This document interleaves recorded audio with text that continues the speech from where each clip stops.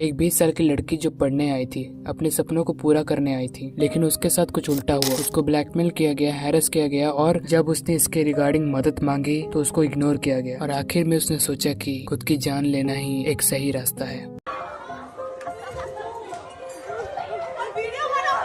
मुझे बहुत शर्म आती है कि ये केस उड़ीसा में हुई है और मुझे शर्म आती है कि इस केस को इतनी चीप तरीके से हैंडल किया गया है, इतनी गंदे तरीके से हैंडल किया गया है। तुम हमारे फाउंडर सर को भी मानोगे नहीं? फाउंडर सर के साथ मिलकर। तो इससे पहले मैं आगे बढ़ूं, I am really sorry. Although sorry भी ऐसी चीजों के लिए काफी नहीं है। 16 फरवरी 2025 में प्रकृति लम्साल की बॉडी जो है उसके हॉस्टल रूम में मिली थी और पुलिस ने ये कहा था कि ये एक सुसाइड है, लेकिन ये सुसाइड डिप्रेशन की वजह से नहीं बल्कि ब्लैकमेल की वजह से हुआ था। मेरे मुंह मतलब सच बताना को छोटा सीधा कर दूंगा।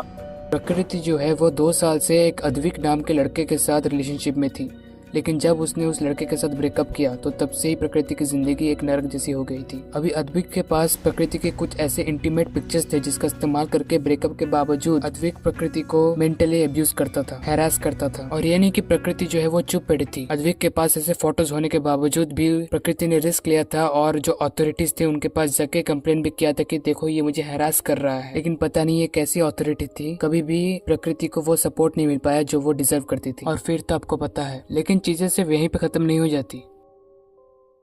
जब स्टूडेंट्स ने यूनिवर्सिटी से जस्टिस के लिए पूछा तो यूनिवर्सिटी के हायर अथॉरिटीज का रिस्पांस बहुत ज्यादा शॉकिंग था।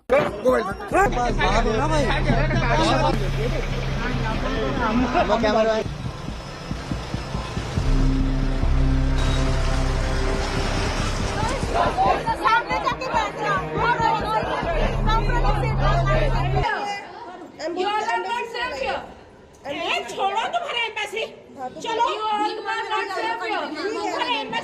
तुम्हारे एम्बेसी यहाँ पे क्यों भेजा है? पढ़ाई करोगे अच्छे से, कैरियर बनाओगे। कोई कुछ करने से पहले तुमने अपने एम्बेसी को कर रहे हो। मेरे हिसाब से गवर्नमेंट को ऐसे केसेस के ऊपर कड़ी से कड़ी एक्शन लेना चाहिए और भी निगरानी रखनी चाहिए कि क्या हो रहा है और क्या नहीं हो रहा, और इस लड़के को कड़ी से कड़ी सजा मिलनी चाहिए।